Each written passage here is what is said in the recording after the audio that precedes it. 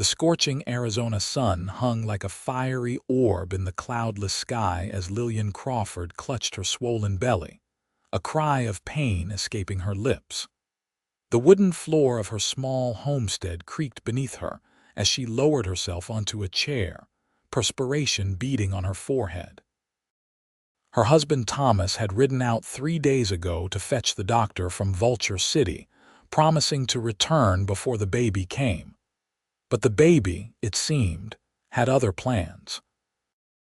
It was the summer of 1879, and Lillian was alone, miles from Vulture City, Arizona, with labor pains growing stronger by the minute.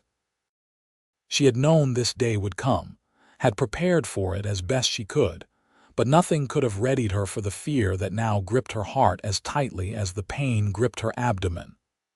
"Please, Thomas," she whispered, tears streaming down her face as another contraction seized her. "Please come back." But Thomas was nowhere to be seen, and as the hours passed, Lillian began to lose hope that he would return in time. Miles away, Samuel Young urged his horse forward through the unforgiving terrain, his eyes scanning the horizon. He had been on the trail for 2 weeks, driving a small herd of cattle north to sell in Prescott. A cowboy by trade, Samuel had spent most of his 30 years wandering the territories, never staying in one place too long. His weathered face and calloused hands told the story of a man who had known hard work and harsh elements. The distant sound of thunder rumbled across the valley, and Samuel glanced up at the darkening sky. A storm was brewing, and he needed to find shelter before it broke. His gaze fell on a small homestead nestled against the base of a rocky hill, smoke rising from its chimney. "Come on, Thunder," he murmured to his faithful black stallion. "Let's see if they'll offer us a place to wait out the storm." As Samuel approached the homestead, a scream pierced the air, sending a chill down his spine despite the oppressive heat. He quickened his pace, his hand instinctively moving to the Colt revolver at his hip. The door to the cabin was ajar, and Samuel dismounted, approaching cautiously. "Hello," he called out. "Anyone home?" Another cry answered him, followed by a woman's voice strained with pain. "Help, please, is someone there?" Samuel pushed the door open to find a young woman, no older than 25, leaning against a table, her face contorted in agony. Her dress was stained with sweat, and her auburn hair clung to her flushed face. "Madam," he said, removing his hat as he stepped inside. "Are you all right?"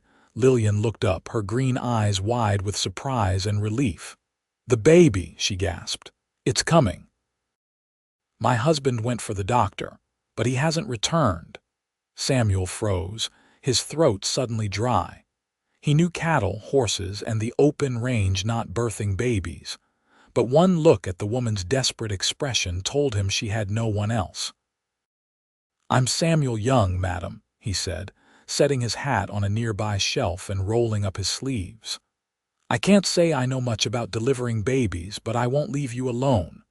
"Lillian Crawford," she replied, her voice breaking as another contraction took hold. "Thank you, Mr. Young. I don't know what I'd do if you hadn't come along." Samuel helped Lillian to her bed and quickly assessed the situation. The baby was indeed coming, and soon. He'd assisted with calving on ranches before, but this was different. This was a frightened woman counting on him. "I need clean water, towels, anything you've got prepared," he said, trying to keep his voice steady. Lillian pointed to a basket near the bed. "I have supplies there. I thought I had more time." Samuel gathered the items, his mind racing. He'd heard talk around campfires, stories from married cowboys about their wives giving birth. It wasn't much to go on, but it was all he had. "Mrs. Crawford, I'm going to do everything I can to help you and your baby," he promised, meeting her eyes.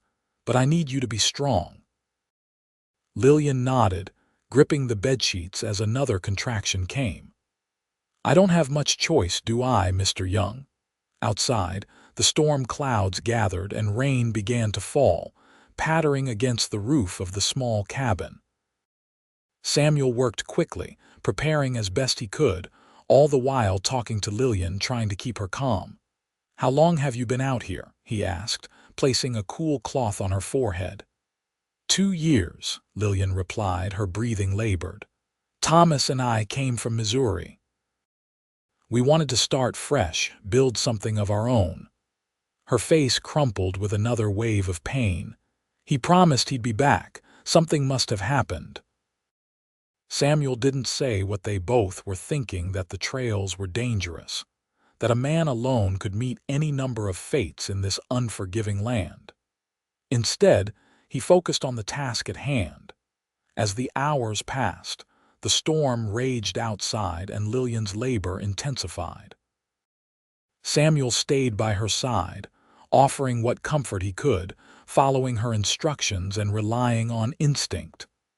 "I can see the head," he announced as midnight approached. "You're doing it, Mrs. Crawford. Just a little more." Lillian cried out, pushing with all her might, her knuckles white as she gripped Samuel's hand. And then, amid the howling wind and driving rain, a new cry joined the chorus, the wail of a newborn taking its first breath. Samuel caught the child, a boy with a shock of dark hair, and quickly wrapped him in a clean towel. "You have a son, Mrs. Crawford," he said, his voice thick with emotion as he placed the squirming bundle in her arms. Tears streamed down Lillian's face as she gazed at her child. "Hello, little one," she whispered. "You certainly know how to make an entrance." Samuel smiled, relief washing over him as he saw that both mother and child appeared healthy. He helped clean up, brought Lillian water, and tended to the fire to keep the cabin warm. As dawn broke, the storm had passed, leaving behind a washed, clean world.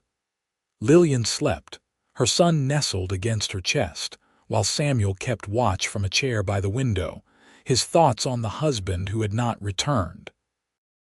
When Lillian woke, she found Samuel preparing a simple breakfast, his movements quiet so as not to disturb the baby. "You're still here," she said, surprise evident in her voice. Samuel turned, a small smile on his face. "I couldn't very well leave you and the little one alone, Mrs. Crawford. Not until your husband returns or we figure out what's happened to him." Lillian's eyes filled with tears. "You've already done more than most would, Mr. Young. I don't know how to thank you." "No need for thanks," Samuel replied, setting a plate of food beside her. "Any decent man would do the same." But they both knew that wasn't entirely true. In this wild territory, decency was often in short supply, and strangers rarely went out of their way to help one another. The day passed quietly, with Samuel tending to his horse and the small garden behind the cabin while Lillian recovered and cared for her son, whom she named Thomas after his father. As evening approached, Samuel saddled Thunder, preparing to ride into Vulture City to inquire about Thomas Crawford. "I'll be back by morning," he promised Lillian, who stood in the doorway, baby Thomas in her arms. "Keep the door locked." Lillian nodded, her eyes meeting his. "Be careful, Mr. Young, and thank you truly."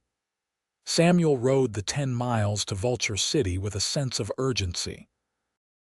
The mining town was bustling even as night fell, with saloons and gambling halls lit up along the main street. He headed first to the doctor's office, hoping to find Thomas Crawford or at least news of him. Dr. Elliot Wilson, a gray-haired man with spectacles perched on his nose, shook his head when Samuel inquired about Thomas. "Crawford? Yes, he was here 3 days ago, frantic about his wife. I was treating a miner with a crushed leg and couldn't leave. Told him I'd come as soon as I could, but haven't seen him since." Samuel's brow furrowed. He never made it back to his homestead. His wife gave birth last night with no one but me to help her. Dr. Wilson's eyes widened. "And the child, the mother, both doing well, far as I can tell." The doctor nodded approvingly. You did good, Cowboy. As for Crawford, you might want to check with Sheriff Parker. If something happened to him, the sheriff would know. Samuel found Sheriff Parker at his usual table in the back of the Silver Nugget Saloon, playing cards with a group of miners. "Sheriff," Samuel said, approaching the table, "I need a word." Parker, a burly man with a thick mustache, looked up with annoyance. "Can't it wait, stranger? I'm in the middle of something." "It's about Thomas Crawford. His wife just had a baby and he's missing." The sheriff's expression changed and he excused himself from the game. "Crawford, you say? Damn." He led Samuel to a quieter corner. "Found his body yesterday about 5 miles east of town. Looks like his horse spooked through him. Broke his neck in the fall." Samuel closed his eyes briefly, the weight of what he now had to tell Lillian settling on his shoulders. "His wife doesn't know," Parker sighed. "I was going to ride out there tomorrow, you staying with her, for now. She shouldn't be alone, not with a newborn." The sheriff studied Samuel. "You know her before this?" "No, sir.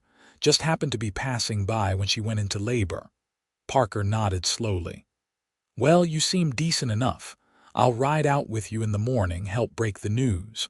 Crawford was well liked around here. Folks will want to help his widow." Samuel returned to the homestead as promised, his heart heavy with the news he carried. He found Lillian awake, sitting by the fire with baby Thomas. "Did you find anything?" she asked as he entered, her hopeful expression making his task all the more difficult. Samuel removed his hat, sitting across from her. "Mrs. Crawford, Lillian, I'm afraid I have some bad news." The color drained from her face as he gently told her what had happened to her husband. She didn't cry, not at first. Instead, she stared into the fire, clutching her son closer. "I knew," she whispered after a long silence. "Somehow I knew he wasn't coming back. That's why I was so afraid when the labor started." Finally, the tears came, silent streams down her pale cheeks. Samuel moved to sit beside her, awkwardly placing an arm around her shoulders. "I'm so sorry, Lillian. The sheriff will be here in the morning. He says people in town will want to help." Lillian leaned into him, her grief overwhelming. "What am I going to do? How am I going to raise Thomas alone out here?" Samuel had no answer, but he held her as she cried, knowing that for now, his presence was all the comfort he could offer.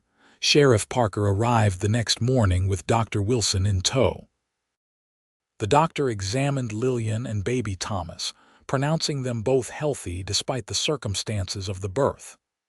"You did well, Mr. Young," Dr. Wilson said, packing up his bag. "Not many men would have known what to do." "I just followed my instincts," Samuel replied, uncomfortable with the praise. The sheriff arranged for Thomas Crawford's burial, and 3 days later, a small group from Vulture City gathered at the homestead to lay him to rest on a gentle slope overlooking the property. Lillian stood dry-eyed beside the grave, her son bundled in her arms as the preacher spoke words of comfort. Samuel remained at her side, his presence a steady anchor in her grief. As the days passed, Samuel postponed his journey north, helping Lillian with chores around the homestead, mending fences and chopping firewood. He moved into the small barn, insisting that Lillian and the baby needed their privacy. Women from town brought food and offers of assistance, but it was Samuel who became Lillian's constant support, caring for the livestock, fetching water, and even helping with baby Thomas when Lillian needed rest. One evening, as they sat on the porch watching the sunset, Lillian finally asked the question that had been on her mind. "Why have you stayed, Mr. Young? Surely you have somewhere to be, a life to return to." Samuel was quiet for a moment, his eyes on the horizon. "I suppose I do need to move those cattle eventually, but the truth is, Mrs. Crawford, I haven't had anywhere to truly belong for a long time. And right now, you and little Thomas need help."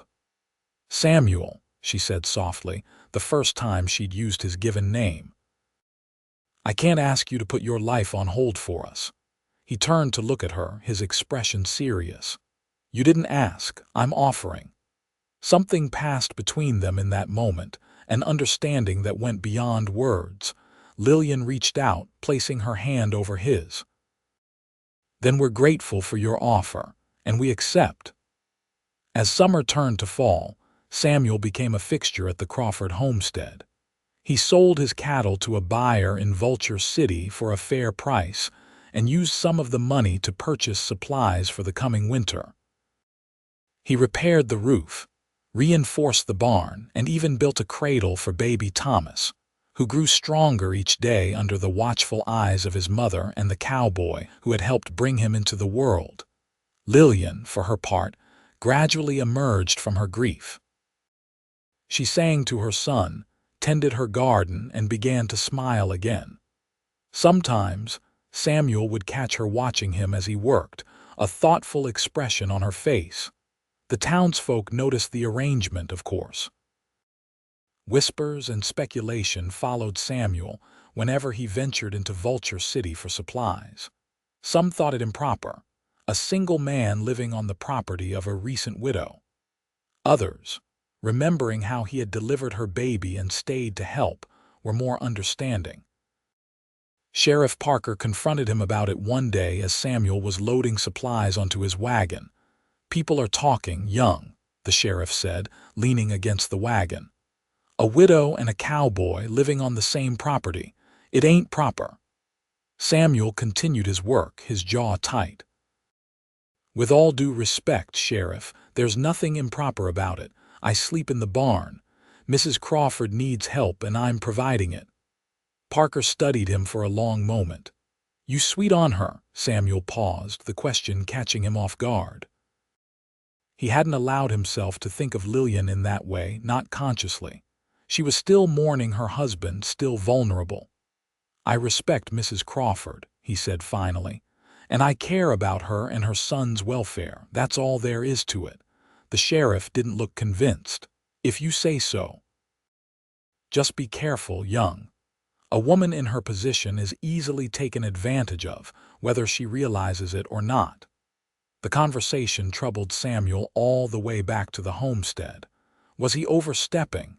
Had he stayed too long? When he returned, he found Lillian hanging laundry, baby Thomas sleeping in a basket nearby. "You're quiet," she observed as he unloaded the supplies. "Is everything all right?" Samuel set down a bag of flour, considering his words. "Sheriff Parker thinks my staying here might be causing talk in town. About you, about us." Lillian's hands stilled on the sheet she was hanging. "And what do you think?" "I think it's no one's business but ours," he replied honestly. "But I don't want to damage your reputation, Lillian." She finished hanging the sheet, then turned to face him fully.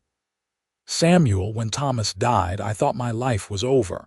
I had a newborn, no family nearby, and no way to run this place alone.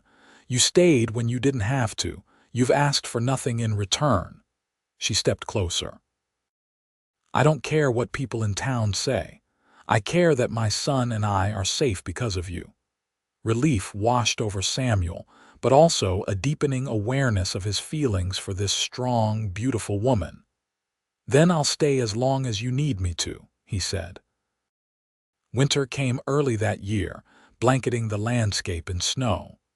The homestead became a world unto itself, isolated by the weather. Samuel moved from the barn into a small room off the kitchen, the cold making his previous sleeping arrangements untenable.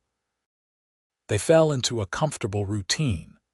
Samuel tending to the livestock and keeping them warm, Lillian cooking and caring for the baby, both of them sharing meals and conversation by the fire each evening.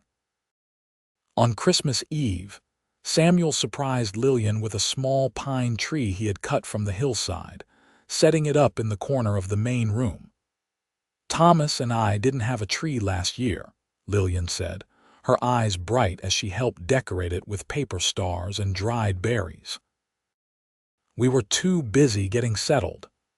"Every child should have a Christmas tree," Samuel replied, lifting baby Thomas so he could touch one of the paper stars, even if he's too young to remember it. That night, after Lillian had put Thomas to bed, she joined Samuel by the fire with 2 cups of hot cider. "I have something for you," she said, handing him a carefully wrapped package. "You didn't have to get me anything," he protested, but accepted the gift. Inside was a hand-knitted scarf made from soft wool in deep blue. "I've been working on it when you were outside," Lillian explained. "I noticed your old one was threadbare." Samuel ran his fingers over the scarf, deeply touched by the gesture. "It's perfect, thank you." He reached into his pocket and pulled out a small wooden box. "I have something for you too." Lillian opened the box to find a delicate silver locket. "Samuel, it's beautiful. Open it," he urged. Inside was a tiny sketch of baby Thomas, expertly rendered. Lillian gasped. "How did you Mrs. Wilson, the doctor's wife, is quite the artist. I asked if she could draw him from my description. I thought you might like to have it close to your heart." Tears welled in Lillian's eyes. "I don't know what to say." Samuel took the locket and gently fastened it around her neck. His fingers brushed against her skin, and he felt her shiver slightly at his touch. "You don't need to say anything," he said softly, his face close to hers. For a moment they stayed like that, the air between them charged with unspoken feelings. Then Lillian placed a hand on his chest, her eyes meeting his. "Samuel," she whispered, "I think I'm falling in love with you." The admission hung in the air, fragile and precious. Samuel covered her hand with his own. "Lillian, I think I fell in love with you the moment I saw you bringing your son into the world, stronger than any person I've ever known." Slowly, giving her time to pull away if she wished, Samuel leaned forward and kissed her. It was gentle at first, tentative, but deepened as Lillian responded, her arms winding around his neck. When they finally parted, both breathless, Lillian rested her forehead against his. "I didn't expect to find love again so soon. I feel guilty, like I'm betraying Thomas." Samuel cupped her face in his hands. "You're not betraying him, Lillian. You're honoring the life he would have wanted for you and your son. A life filled with love and protection." She nodded, tears slipping down her cheeks. "Stay with me tonight," she whispered. "Just hold me." That night, Samuel lay beside Lillian, holding her close as she slept, listening to her even breathing and the occasional soft sounds from baby Thomas in his cradle. He felt a peace he had never known in all his years of wandering. This, he realized, was what home felt like. As winter thawed into spring, Samuel and Lillian's relationship deepened. They worked side by side to prepare the fields for planting, repaired winter damage to the homestead, and watched as Thomas grew, learning to roll over and sit up, his curious eyes following them around the cabin. One warm April evening, Samuel took Lillian's hand as they walked along the creek that bordered the property. The cottonwoods were budding and wildflowers dotted the banks. "I've been thinking," he said, stopping to face her. "About us, about the future." Lillian looked up at him, her eyes reflecting the golden sunset. "What about it?" Samuel took a deep breath. "I love you, Lillian. I love Thomas as if he were my own son. I know it hasn't been a year since you lost your husband, and I understand if you need more time. But I want you to know that I want to spend my life with you if you'll have me." Lillian's eyes filled with tears, but she was smiling. "Are you asking me to marry you, Samuel Young?" "I am," he replied, reaching into his pocket and pulling out a simple gold band. "It was my mother's. She gave it to me before she died, said I should give it to the woman who captured my heart." Lillian looked at the ring, then back at Samuel. "Yes," she said simply. "Yes, I will marry you." Samuel slipped the ring onto her finger, then pulled her into his arms, kissing her deeply as the setting sun bathed them in golden light. They were married 2 weeks later in the small church in Vulture City. Doctor. Wilson and his wife stood as witnesses, and Sheriff Parker, who had come to respect Samuel over the months, offered his congratulations. "Never thought I'd see the day a drifting cowboy would settle down," Parker said, clapping Samuel on the shoulder. "But you found yourself a good woman, and that boy needs a father." Samuel looked over at Lillian, who was showing baby Thomas to some of the townswomen. "I found more than that, Sheriff. I found a home." After the simple ceremony and celebration, Samuel drove the wagon back to the homestead, now officially their home together. He carried Lillian over the threshold, both of them laughing as Thomas, secured in Lillian's arms, reached for Samuel's hat. That night, as husband and wife, they came together with a passion that had been building for months. Afterward, Lillian lay in Samuel's arms, her head on his chest, listening to his heartbeat. "I never thought I could be this happy again," she murmured. "When Thomas died, I thought that part of my life was over." Samuel stroked her hair, marveling at how their paths had crossed. "I never thought I'd have this at all. A wife, a son, a place to belong. I've been roaming so long, I forgot what it felt like to want to stay in one place." Lillian propped herself up on an elbow, studying his face in the moonlight streaming through the window. "What made you stop that day? When you heard me?" Samuel thought back to that scorching summer day, the distant sound of thunder, the scream that had pierced the air. "Instinct, I suppose." "I couldn't ride past someone in trouble." "I'm glad you followed your instinct," Lillian said, leaning down to kiss him softly. "Our son and I owe you everything." "Our son," Samuel repeated, the words filling his heart. "I like the sound of that." The following day, Samuel rode into town to file paperwork legally adopting Thomas as his son. From that day forward, the boy would be known as Thomas Young, carrying on both his birth father's memory and his new father's name. As summer returned, bringing with it the anniversary of their first meeting, Lillian surprised Samuel with news of her own. "I think our family is growing again," she told him one evening as they sat on the porch, watching Thomas toddle around the yard, his first steps still unsteady. Samuel stared at her, comprehension dawning slowly.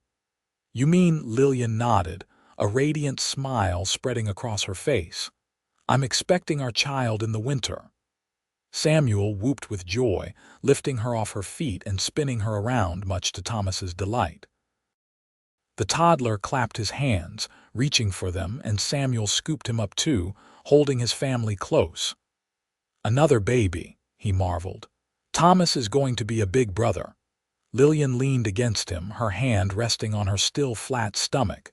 "He'll be a wonderful big brother. And you'll be there for this birth, right from the beginning." Samuel kissed the top of her head.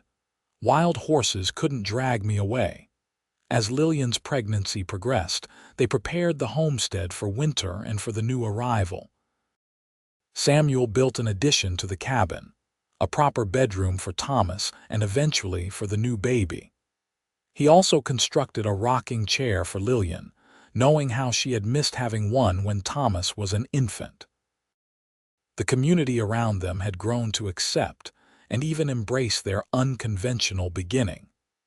Women from town brought baby clothes and advice, while the men helped Samuel with the larger projects around the homestead. One particularly cold December night, as a snowstorm raged outside, Lillian woke Samuel with a hand on his shoulder. "It's time," she said, her voice calm despite the pain evident in her expression. Unlike the panicked circumstances of Thomas's birth, this delivery was prepared for and anticipated. Samuel helped Lillian through her labor with the confidence of experience, talking her through each contraction, offering support and encouragement. Thomas slept soundly in his room, unaware that his sibling was about to enter the world. As the night deepened, Lillian's labor progressed, and Samuel remained steadfast by her side. "You're doing beautifully," he told her, wiping her brow with a cool cloth. Just like before, but this time we're together from the start." Lillian gripped his hand tightly as another contraction seized her. "I never thanked you properly," she gasped, "for staying with me that day, for delivering Thomas." "You've thanked me every day since," Samuel replied, kissing her forehead, "by loving me, by making me a father." As dawn approached, with snow still falling softly outside, their daughter was born, a healthy, wailing infant with a shock of dark hair like her brother. Samuel cradled her gently, tears streaming down his face as he placed her in Lillian's arms. "She's perfect," Lillian whispered, counting tiny fingers and toes. "What shall we name her?" Samuel sat beside them on the bed, his arm around Lillian's shoulders. "What about Sarah? After my mother," Lillian smiled up at him. "Sarah Young, it's beautiful." Later that morning, Samuel brought a sleepy-eyed Thomas to meet his baby sister. The toddler peered curiously at the bundle in his mother's arms, reaching out to touch Sarah's tiny hand. "Gentle," Samuel instructed, guiding Thomas's fingers. "That's your sister. You're going to help us take care of her."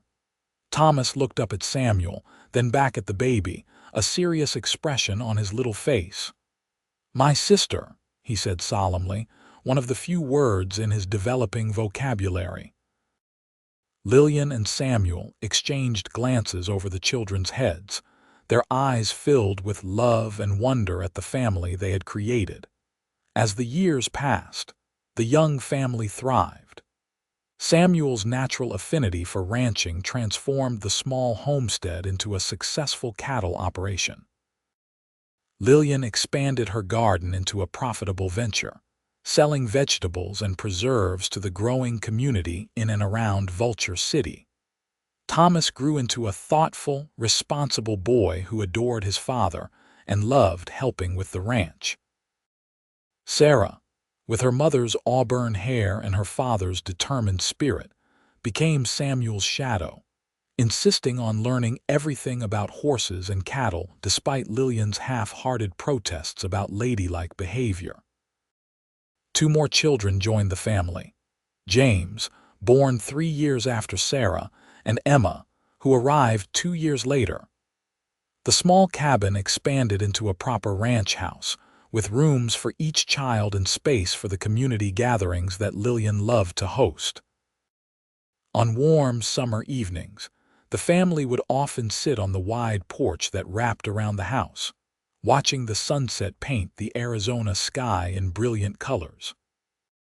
Samuel would tell the children stories of his days as a wandering cowboy, always ending with how he found their mother and helped bring Thomas into the world. "It was the luckiest day of my life," he would say, catching Lillian's eye across the porch. "The day I heard your mother calling for help. And the bravest thing Daddy ever did was stay," Lillian would add, reaching for his hand, "when most men would have ridden away." As Thomas approached his 10th birthday, he began asking more questions about his birth father.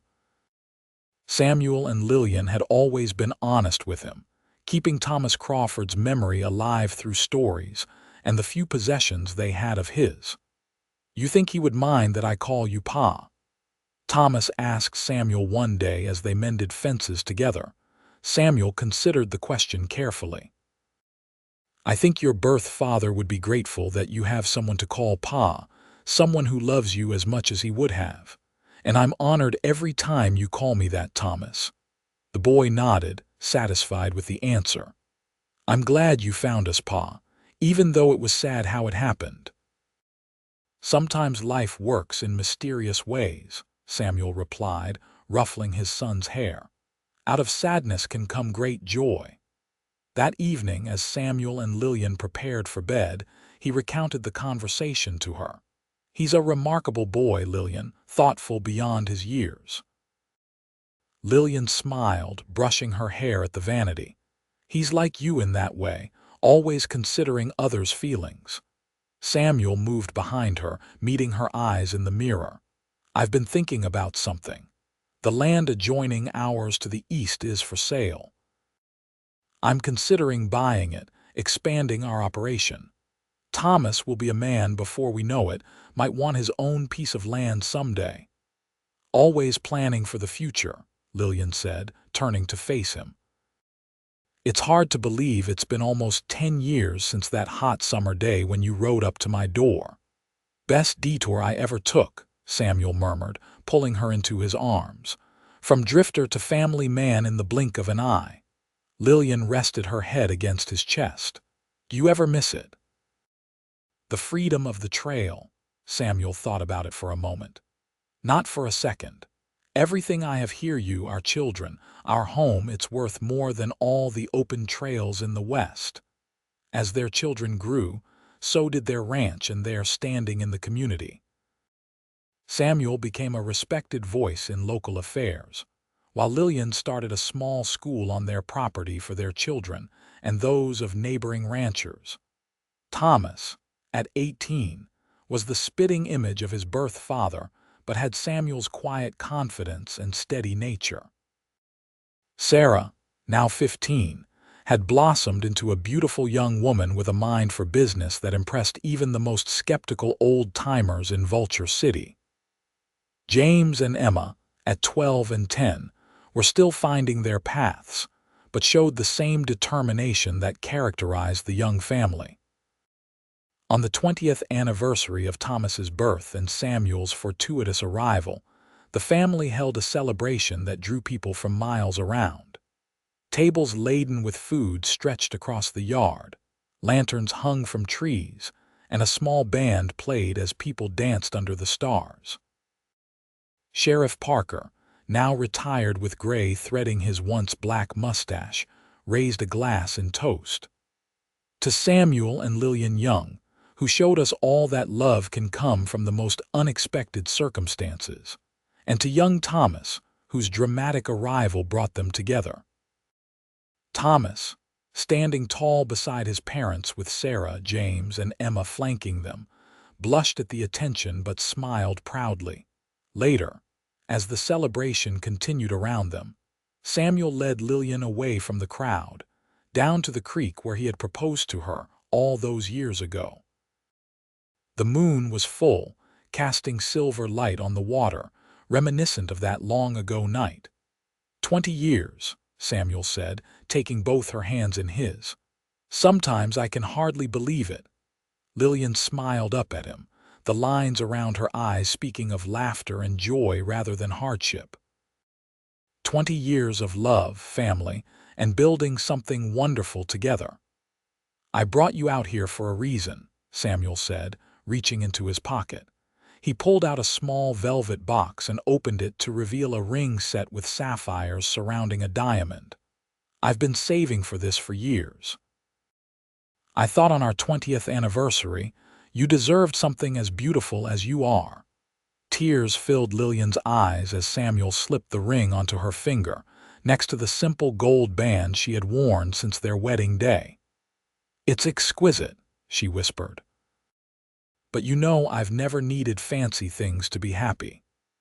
I know, Samuel replied, drawing her close. You've made a rich life out of simple elements: love, hard work, and devotion to family. You've taught me what truly matters. They stood together by the creek, the sounds of the celebration drifting to them on the night air, their children's laughter, music, the voices of friends and neighbors. It was the life neither of them had imagined on that fateful summer day when a pregnant woman's cries for help had reached the ears of a passing cowboy. We should get back, Lillian said after a while. They'll be missing us. Samuel nodded but held her for a moment longer. I just want to say, Lillian Young, that delivering your son that day was only the beginning of all the ways I've fallen in love with you. Every day since has been another reason, another moment to be grateful that I found you.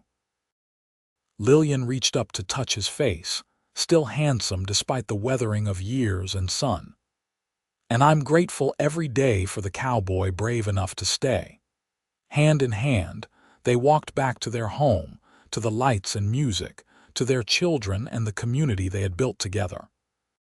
The path ahead still held challenges: children growing up and making their own way, the inevitable changes that time brings, but they would face it as they had faced everything else.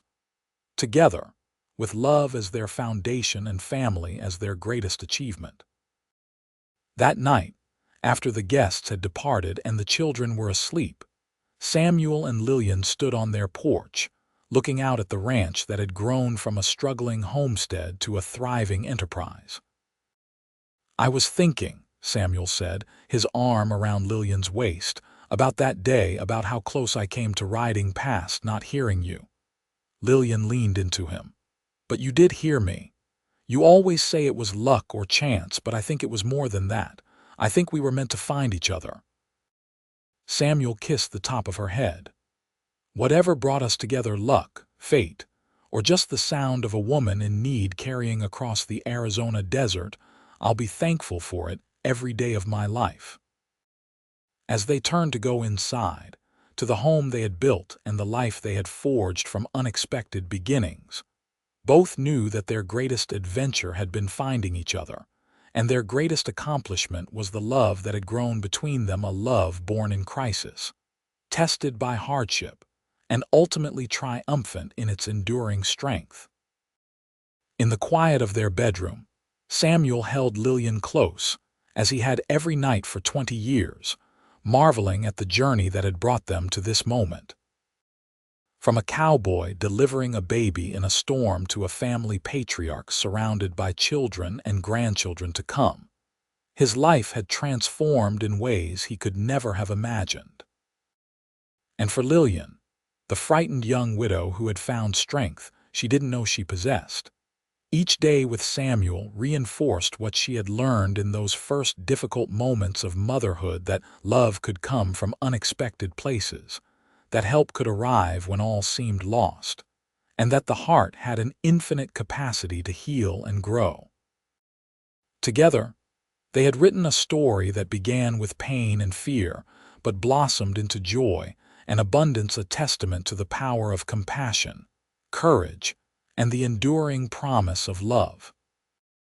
And as they drifted to sleep in each other's arms, the legacy of that fateful day continued to unfold around them, in their children, their home, and the bonds they had forged with each other and their community. It was a legacy that would endure long after they were gone, a reminder that sometimes the most beautiful stories begin with the simple decision to stop and help a stranger in need.